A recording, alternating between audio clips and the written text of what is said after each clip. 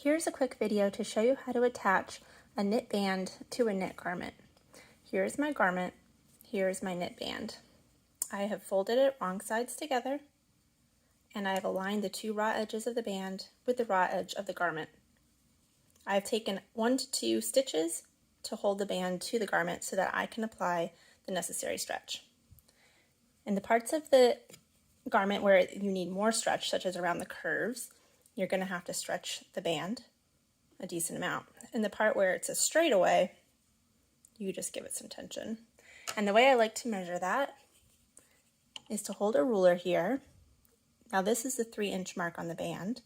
And for ribbing like this one, I can stretch it a good deal because it has great recovery.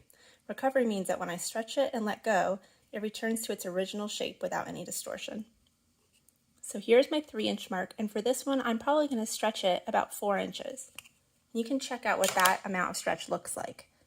From here on out, I'm going to be able to feel that amount of tension every time I need to apply stretch to the band, and I'm going to apply about that much. What I would normally do now is sew up to that point, and then I would recalibrate for the next section. Okay, so I've sewn around that curve with a good amount of stretch, but now I'm entering the strap of this tank top. And as you can see from here on out, it's pretty straight. This is the part that goes up the body along the armscye. So this part does not need a lot of stretch. And for this, again, I'm going to take a point about 3 inches out, but I'm only going to apply the slightest bit of tension. So you can see here, I'm just very barely holding it taut to give a small amount of tension, but not enough stretch like I did before to distort the fabric. This will hold it against your body without causing any kind of rippling or tunneling through the arms.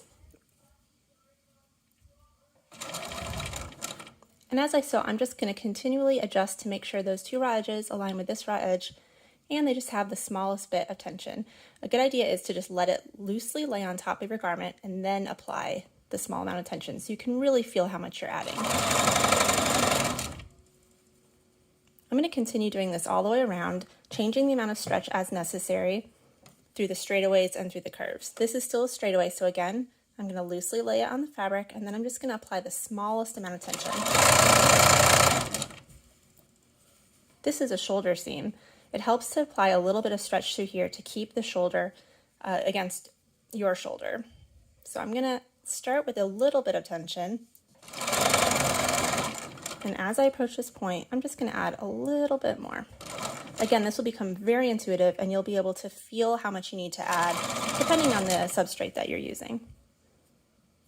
I'll continue sewing around the armscye in this way, and then in the end, you should have a perfectly sewn band without any gaping or waviness or rippling.